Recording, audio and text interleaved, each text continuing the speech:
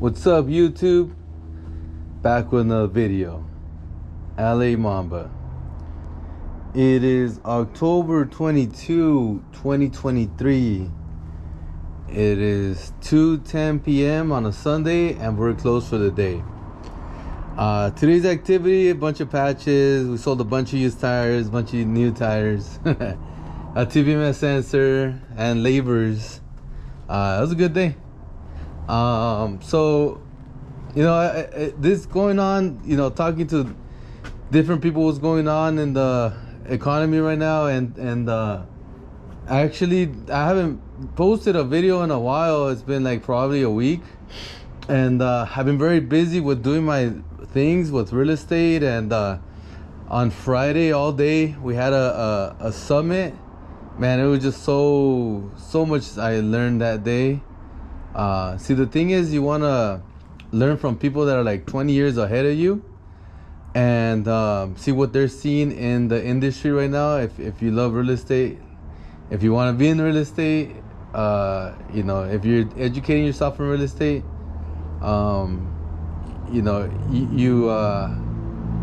you can kind of see what's gonna happen in the next 6 months. It's like a slow moving boat. Like you see it moving slowly, and you see your whole surroundings, and it takes a little while to get there, but eventually you'll get to that 6 months and a year. So I don't want to go through the whole thing. That was like 10 hours of conference by a lot of people, very successful people in the country, worldwide, right? I'm sorry, in the whole country, not worldwide, but the whole country. There's some other people from out of the country too, but so they're pretty much saying this. All of what I've learned. Let me just tell you what I've learned for myself, and from that day, putting everything together is this. From on what is it, about April 2024 and moving forward for like about a year going up, it will be the best time to buy multifamily real estate that it has been in a very, very long time, because of many things that are going on in the business, right? So there's gonna be some people that are gonna get hurt, but for the majority of us, if you have, just an example, you have a business and you have real estate, you're gonna be fine, no problem. Because especially something that's not tied to real estate in a business, right now businesses are hurting when it comes to being active income from real estate.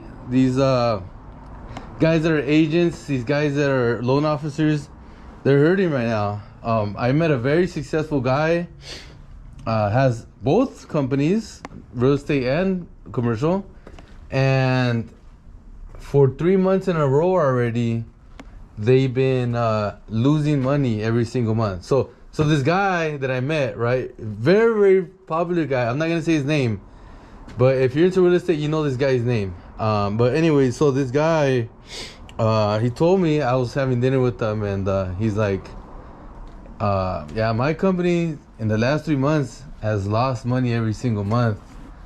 And to me, I hear that and I'm thinking, and there's there's no light at the end of the tunnel. There's like near, like it's not gonna end soon, pretty much, right? Because what's going on is the interest rates and all that. That's affecting a lot in the real estate business when it comes to people being active in it, right? So I talked to a whole bunch of people in the conference. I know a lot, but I on purpose met more people that are not usually in my like group of like 100 people, right? And the same old thing. Everybody was saying the same thing. Everybody's saying that they all see it coming and all this stuff, right?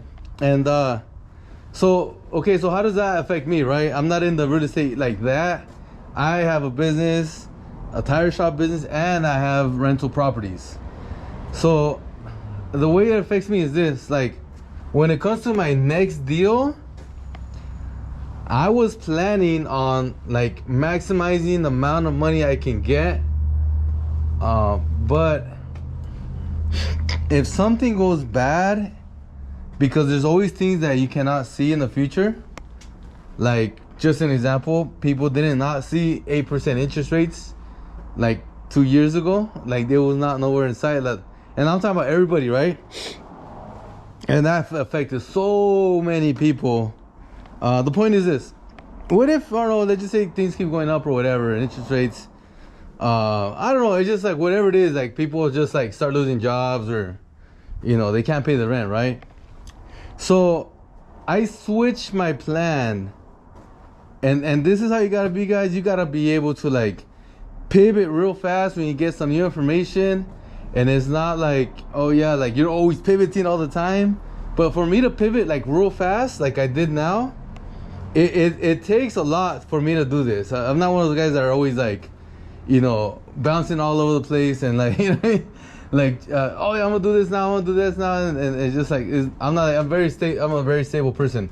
But what I'm saying is, what I will have in my plan now, instead of doing that, instead of maximizing what I can buy, I'm gonna probably just buy half of that.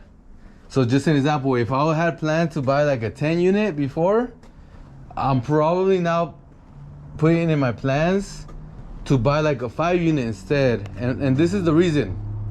So if you're stretching in real estate, if you have assets and as you progress, your jobs, your projects are getting done, right?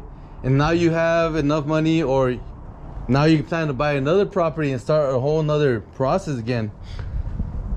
Thing is, like, it takes a lot of money, and it will take a lot of money on top of that once you already have it, for CapEx, which is like pretty much fixing up the property, the whole like construction, or like the roofs, the deferred maintenance, the painting.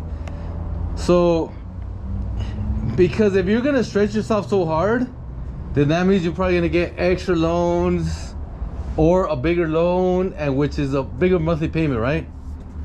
So what that does is, like, first of all, number one thing, your cash reserves are gonna go towards that, instead of you having it for cash reserves, instead of something happening.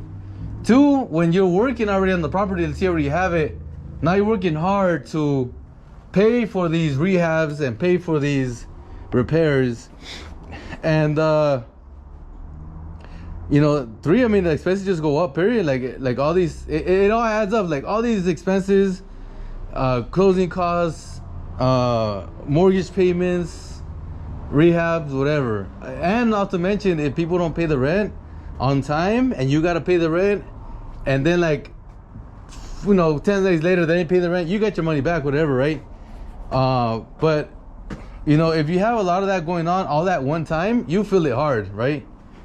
And I was just doing like my calculations of like what I already have, right? So like I'm thinking, okay, look, if I have future things, let's talk about a year from now. That is, let's say we're making a video right now, boom, right? Check it out. It is Sunday, October 22, 2024, and the real estate business is really not good right now, because there's a lot of people not paying their rent. At the same time, some left, and at the same time, some trashed the place. Oh, by the way, I still got mortgage payments and loans I gotta pay, right? So how does that feel? And if you're here right now, if you're thinking like, well, in the future, a year from now, like let's say 2024 end up, let's just say, and I'm looking back right now at 2023, what could I have done differently to like help me in the future, right? So you always gotta be thinking about your future self. And so I would think, okay, I wish I had more cash reserves in the bank, and I wish my loans were not so big, right? So then you think about, okay, so if it's like 10 unit, like if the problem property would be the one I purchased like in 2 months from now, let's just say, if that's the main problem, because everything I already have is all stabilized, and it takes a lot of time to stabilize like multifamily, right? Like it can take a lot of months. So it would be like, all right, I would much rather have and put more importance in cash reserves, having money in the bank, and also not as many units I gotta do at one time, because even though I have like my business and other properties that are stable, but it's just the wrong time to do that. It's just the wrong timing, because let me tell you, I'm pretty freaking sure that's gonna happen, and not only to the professionals, but like smaller people, to myself also. You know, the great times already passed, and you know, in the future it can't always be great. So it's gotta be something that's coming up ahead when it comes to your personal business, right? And I'm not talking about the tire shop business, because I've been through already a recession, and I already seen how the tire shop, and that's why I can tell you guys, tire shops business are recession proof. Is just gonna be going on. The business is gonna keep going on. You're not gonna have no problems. But I also been through a real estate recession too, and let me tell you, I lost a property in the last one, and man, that was like a huge mistake. That losing it, and you know, everything, I didn't know what to do and all that. And I'm not saying there's gonna be a recession. I don't see that coming, but I do see not being that stable in the future coming. And if that happens, and I'm thinking how I'm gonna be in 1 year, then I'm thinking this. I'm thinking, okay, I should have bought a property half that size, because it's gonna be half the cost of the expenses, right? If you have like a property that's like, let's say, I don't know, let's just say it's like $7,500 a month for like mortgage only payments, taxes, insurance. Well, I could have bought something half of that and paid like $3,500 or $3,000, whatever, in some of those ranges, and have like half the property. But hey, if I need to be paying out of pocket money, I'm glad it's only a little bit. Then for the meantime, for a few months, whatever, because it'll be some time when you stabilize it, right? But I will be like, you know what? I'm glad I bought that property half the size, because I'm gonna have half the cost, half the expenses, and I'm not gonna need so much cash reserves, right? Like I'll have some, and that's great. If I have extra more, that's awesome, because I have to take care of everything else. This tire shop too included. I gotta think about cash reserves, right? You gotta have for your personal business. If you have each single property you have to have cash reserves. It's just like, you never know when it's like, you know, okay, taxes all at once. Like if you own them and it's like, okay, like free and clear properties, which I do, then you know the taxes come like, oh yeah, like every like 2 times a month, 2 times a year, and it's like, what about all those taxes? I got like expenses and all that all at once, and it's not gonna be fun times, right? And it's fine if you have like no problem, like extra cash and cash flow and going through that. I was like, oh, that's nothing, right? But let's just say like, man, I stretched myself too hard, and I'm working on this big deal, and all my money's going on this big deal, and when it finishes, I'll be bigger and better than ever, and that will happen if you go big. But you just got to get through that damn freaking phase of like rehabs, right? All that like turnovers, like, you know, let's say you buy a really good deal, but the more good deals, like the more like usually like more turnover you're gonna have in the beginning and stuff. And once it's all done, then you're really strong, and it's like, okay, you move forward and all that. But it's just like something like you just gotta watch out. Something you can do now to prevent that in the future. So if you're like, it pretty much is like this. If you have like a strong business and you have like decent amount of real estate, then your business can cover the cost, no problem. But let's just not exaggerate. Let's say you have a big real estate business, so like multi-family, like a lot of like, you know, apartments, units, and you have no business, then you're really, really screwed. If something happens and you need money and you can't come up with it, you'll be losing like properties, man. Like it's already happened in the past many times. But if you have a business equally as that size, like a big business equally as that, like when it comes to cash flow, then this business can easily pay for those mortgages, no problem. And even if it's time to refi and you need money to refi, then you'll figure out somehow, some way to come up with that money to refi when the time is up and it's time to refi properties, when you have commercial properties, right? But pretty much you're like, you know, 2-3 times safer if you have a business and you have a lot of real estate compared to like if you have like no business or like a job compared to like you have a lot of real estate. So I don't want to put myself in that position. And what I'd rather do is I keep doing a strong business, and if I take a risk, I'll take a smaller risk. To me, a smaller risk would be like acquire 5 units, maybe 6 units, 7, something along that, and not like 13, 15, which I originally planned to do. And this was like very like last week, when before this convention I saw. And it really opened up my eyes. And something I just opened up my eyes is that if you're lean and mean in your business, so like I'm talking about personal business, and let's just say like if you don't have like new cars and you have debt on that, so you don't owe on that, like housing, if it's like your housing not too expensive, like crazy expensive, like house or or whatever, big house, so. And clothing, like, and also your lifestyle, like if you don't always going out, like, or always buying new clothes and stuff like that. So pretty much if you're frugal, so those are the people that they're gonna go real far, and those are the people that are not gonna suffer or get hit hard during the times of the downturn, because they're already living frugal. They're not gonna be having to pay all their expenses of their crazy expensive life, plus real estate expenses when things are going like not so good because you know how it is that even if you're in the tire shop business for many years, you know that the tire shop business is not always all like perfect 100% time. Sometimes there's days that like they're low, and sometimes there's days they're like very good, and then most of the time it's normal, right? And it's a very good like business. I can say most of the time it's consistent. Like it's been very consistent for me the whole recently. I mean, I don't know, as long as I can think of it. But there is some days that it's like, okay, like, oh yeah, like there wasn't much sales, and it's like it's all right, because like it's just like one day, even though like everybody was paid off, like when it comes to workers and all that, and you didn't make money.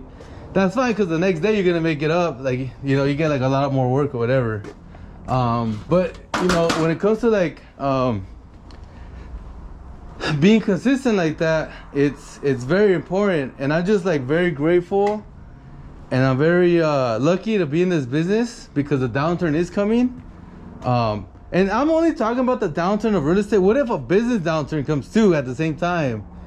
And it's like, man, it really dropped like 30% of the sales consistently. You never know, it can happen, right?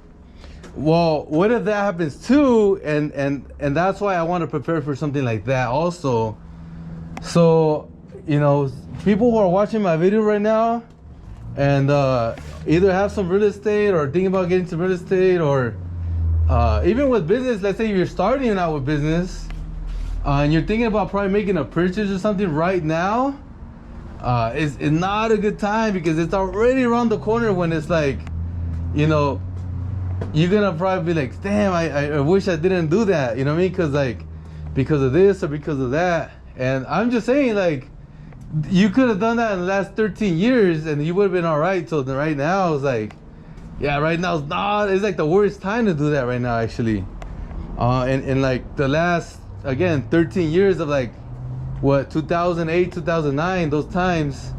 And I'm not saying that's gonna happen, nothing near like that's gonna happen, but it's like if you're trying to grow and you just want to put yourself in a very good position to succeed, and I'm talking about either you're starting out in the tire shop business, or you already have a tire shop business for a lot of years and you're thinking about buying property, you're thinking about getting a refi, you're thinking about getting a credit line, you're thinking about getting a second on your property, second mortgage, because you already have a ton of equity, then this talk is for you. I'm talking about like, go ahead and do that. Go ahead and take out that all that money you want to take out, no problem. And if you were to have like just a few, you take like a decent risk, right?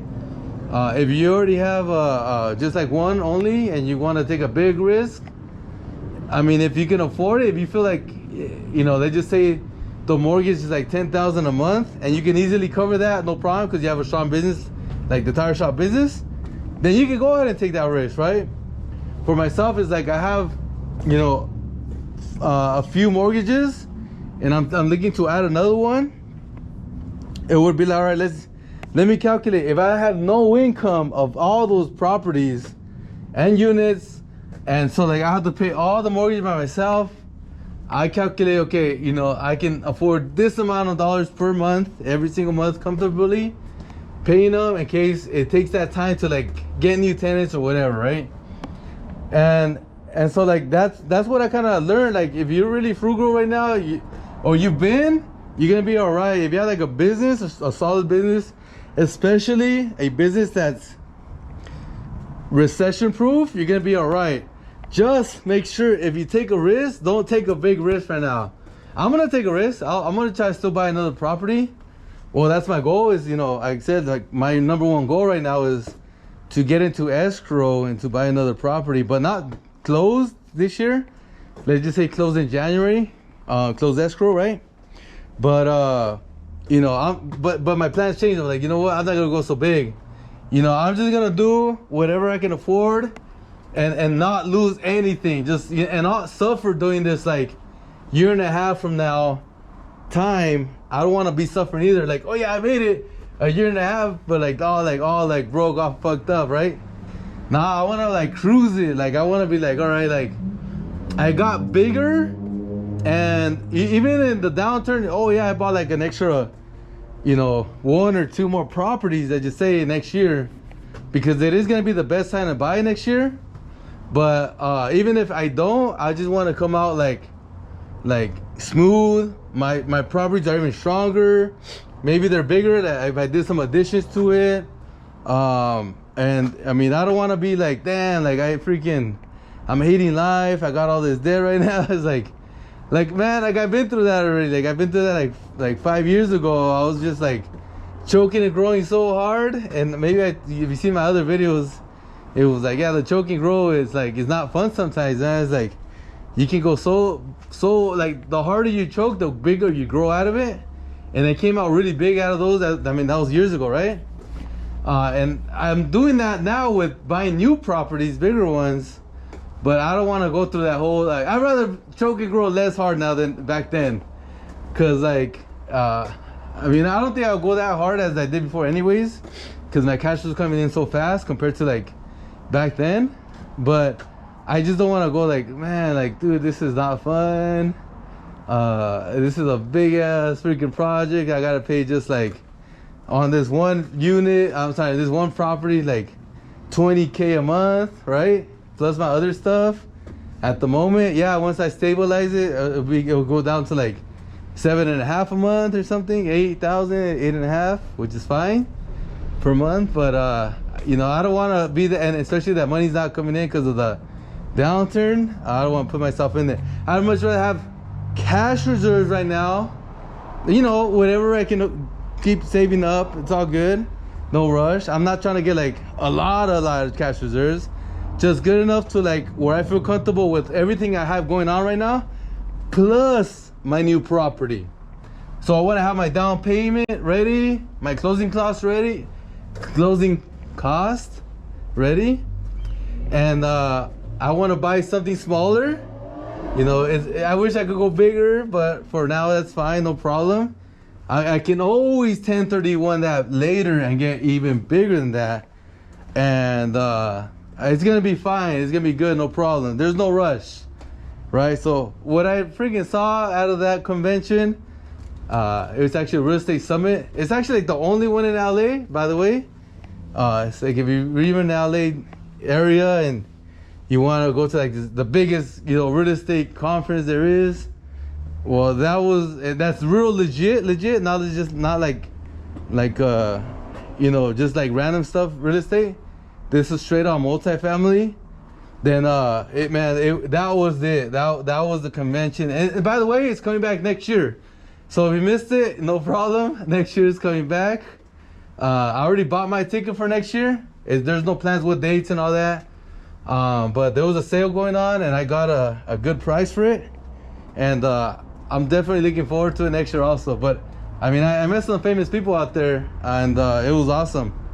But anyway, so yeah, I just want to show you that. Been busy with my preparing for the new property I'm trying to buy this year, and just working, and at the same time going to networking events like that one. And in 2 weeks we got our own networking event, our meetup in Glendale.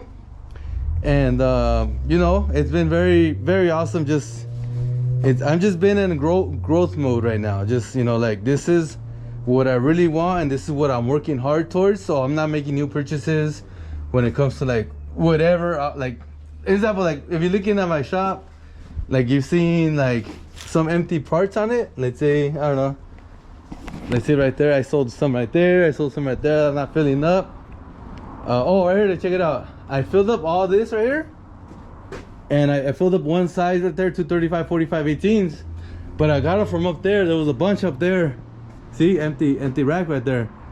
And I'm not planning to buy a whole bunch like I did, like I've been going. See, there's some empty spot right there. But I'm not planning to buy more tires this year. This is all year, can go buy, no problem. And many months next year of not buying tires, I'll be fine. I just have that much inventory here. So I'm just saving up all that money into the next purchase, so which is the money for the down payment, the closing costs, the reserve money, and then when you purchase it, the capex, which is like, I gotta do this, I gotta do that, I gotta get this person out, rehab it. And it's been very good. I love the progress. Once I get the property, I knew I can just easily just like start like working on it, and just like, all right, I can buy more tires like February or whatever, or January, whatever I want to do, right? But the point is, like, my timing is very important right now when it comes to just saving everything and making sure I force, in a good way, force the purchase. Just force it as in like, make sure I'm conservative and doing this deal, not aggressive, right? I'm not gonna be aggressive right now. I'm gonna be conservative and doing my deal. That's why I'm always saying I'm only gonna buy a 5 unit. I'm not gonna buy a 10 unit. That's what I'm talking about.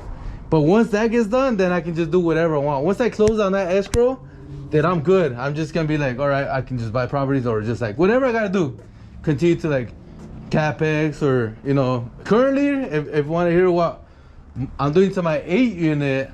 So this week it was already like pretty much done, painted, and at the same time when the painting was done of the whole property, the 3 buildings, I got my guy, I put it into one of the units that we just barely got out. When he was painting it, we got one person out. So one tenant that was not paying rent, we got him out. Empty unit, he got in, painted it, he did some lighting, he did some just some little things here and there, some flooring, right? I paid him, so he's done. And then my property manager came in and says, well, you got these little details, you got this. When people gonna go live in there, they like the little detail stuff, right? They like the nice little, like, okay, like that's nice, that one, no leak there. There's like they much prefer upgrade the AC. So then so I'm getting my guy, another guy that lives out there, that I found that's gonna do my AC and all these little details of like, the restroom needs this, the windows were put backwards, and the curtain, like, the rails like not right, and so I haven't, that guy, so he should be done by tonight. And so, like, here's the thing, how multifamily is based on income, and I have a tenant there who was paying $550 a month. So I'm gonna get that tenant and put her in the new unit, so now she can be paying $850 a month, which increases the value of my property. And then that unit is gonna be empty. I'm gonna rehab it again and put it at market rent, and that was gonna be at $1,050, right? Which is gonna bring my value up again big time. But that's easy stuff now. I mean, that's just like minor stuff for me now, like a little rehab. Like, it wasn't much. I mean, if I tell you the price I paying the rehab and painting and all that, it's probably all in with the AC and everything. I want to say probably like $5,000-$6,000 in total for that one I just barely did, or finishing today. which is very cheap compared to like the bigger stuff I've done in the past. This is just a 1 bedroom, 1 bath, and that's it. That's all I gotta do to the A unit. A unit is done. If I don't want to touch it for years, it can just be like that for years, no problem. Just cash will come in, no problem. But of course, that's not me. I'm planning to maybe build 2 to 3 more units on that property, that if it's fine. But that's like plans for like, you know, probably like 2 years from now, 1.5 years. But that's it. Everything I have, everything is already stabilized. Like there's nothing I gotta do, like, oh, I gotta go fix that one, or I gotta do this, or I gotta get that person out. Everything is done. So that's why I'm moving forward with the new purchase, especially in these times like how it is right now. Like if you talk to the people, it's like, oh yeah, like, you know, I got less hours now. I just got let go of a job, and I mean all these things are going off right now in the economy. But you know, I'm still going forward and growing, but it's gonna be a very slow grow, right? Like it's like, okay, like you have rent values. I'm sorry, yeah, even rent values, but like property values of okay, every year it's like is it increasing or decreasing?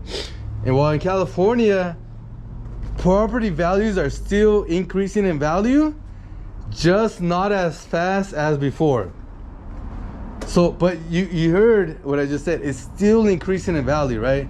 So like that's how we gotta do. Even in the downturn, it's like, okay, this is what we gotta do. Still be growing, but just not as fast as we were before, and more conservatively, right? More. Make sure nothing's gonna go bad, and you know, and lose another property like I have in the past, or like all these. I don't know, like my friend just told me a story that his friend just lost. Well, I'm sorry, not just lost. Sorry. That his friend lost $30 million in real estate, and it was multifamily. And I was like, why? What the hell happened? How does that work, right? And it was like the same thing I just told you about. This person didn't have no business, and he just leveraged, and he got that big. But he just kept pulling like equity lines of credit and seconds and refis and bought new ones. But when something bad happened, he didn't have the money to cover the cost of like the mortgages. He didn't have the money to cover the refis, right? That kind of stuff, you gotta watch your ass on, man. Like, so that's why you gotta become very educated. What do banks want? What would trigger them to be like, hey, I'm gonna call the loan on you, and this is the reason why, right? And it was because, I mean, there's a lot that goes into, I don't want to keep going into detail with it, but I know what the things that they want and looking for, and I'm gonna cover myself every single one to make sure, you know, that's not gonna happen to me, because the values were too much compared to like what I owe. The rents are real high in income compared to like being mismanaging them, and they're not paying, right? Which pretty much translates to the DSR, the debt coverage service ratio of what they want is 1.25 on their loan, right? And at the same time, it's like, okay, every time the payment is done, like automatic drafts, that they're always getting paid. And I mean, everything, the whole business is run really good, that you're able to grow onto the next property, because now because the business is successful and you're making money, you can now buy a new property, a new business. You call it a business because like the income and the tenants are paying, and then there's expenses, and there's an income, and then there's a mortgage. All that, we consider all that together, it's a business. It's not just like rentals now. It's you're buying a business when you're buying a property. All right. One thing is the physical structure of the property, and another thing is inside the tenants are inside that are paying. And that's the business part. So you're buying two things when you're buying property. When it comes to multifamily, you're buying a business and you're buying property, all in one. It's just one thing that they evaluate on, but it's really based on like, when it comes to like appraisals, they see it two ways. Okay, what is it? Income, the values of the of the rents are coming in, and what is the market rent, and then what is the surrounding buildings, kind of like, and then from all that they make a like, okay, this building is worth this much, right? So you got to make sure you cover your ass off. And this person didn't do that. This person didn't even know that, okay, like if the rents drop, if the property drops in value for whatever reason, then that means that you have to have a certain amount of equity. Well, let's just say it's let's call it a 60% LTV, loan to value. So if it drops, then that means your equity drops. So that means that you would have to, if you want to refi, pay money out of pocket to the loan company, so they can give you refi of again, it becomes 60 LTV, because now your equity it grew. So let's say it went down to like 30, and you paid pretty much whatever the amount of 10% was. So now you're at 60 again. So now you're fine. Now you're able to go another 5 years. You know, if they called it, right? If they called your loan, which means like, oh yeah, I want my money back. And so all these little things you gotta know if you're gonna go into that business. It's not that complicated, by the way. You just gotta do your math and like, okay, like this is the numbers, and this is what they're gonna loan me, and this is what the value is currently. If something happens later on, you know, this is how much money you're gonna need to get out of it, right? But if people don't have like a business to like come up with that money, or cash reserves to come up with that money, then that's when you're in big trouble. And that could happen in the next, you know, year and a half, starting in like April. And that's where you're gonna be like, all right, you know what, just make sure you can handle everything, all your you know, cover your ass everywhere, and you're able to keep growing. If you have more than enough money, then you can go out, buy another property, and continue your business. Everything's good, you know, you're good. You know, I don't know about the other guys, but you're good, right? So just make sure you just watch yourself when it comes to the commercial stuff. But yeah, everything's going good. I just love it. I had a lot of growth in that seminar, and as you can hear me, I'm very excited. You know, and it also confirmed what I'm trying to do next, and it confirmed like, okay, it's gonna be, you know, a good thing if you're gonna buy. So you're gonna continue to buy, go ahead, just make sure you do it cautiously, make sure everything's good and all that. Just, you know, and you're like, all right, cool, well, you know, plan is still going on. Pretty much the plan is still on. They just keep doing what we're doing, keep working hard at the tire shop. You know, I feel grateful and lucky that it's continued to profit every single day, every single week, every single month, even like times like these. And yeah, and just, you know, there you go. If you're, again, and this goes to you guys, if you guys think about tire shop business, if you think on the fence of not going in it or going in it, and it's compared to like another business, then I mean, there's your answer right there. Is like, okay, even in the downturn, you're still gonna make money. Don't worry about like if shipping freaking changes, or if transportation changes, and you know, shit like that. Like, it don't matter. I mean, if all that changes, you still gotta change their tires on the freaking truckies, right? On the truck. So they ain't getting out of that one. You know, you're still gonna charge your money for the freaking semi tires, the new, the used, the labor, right? As a matter of fact, look at these right here, motorhome, right? So 235/80, 22.5, the Michelins. Maybe you guys know these. There it is, 235/80, 22.5 Michelin. These tires are $750 each. I'm selling them for $750 each. The guy already came, paid them. He's probably just gonna come in and bring his motor home tomorrow. We'll put them on, and yeah, everybody's still gotta pay their tire price. So, you know, it's all good, right? It's all good when you're in the tire shop business. So great business to be in, and hope you guys you know, a lot of success with selling tires. All right, guys, I'll let you guys go. Mamba out.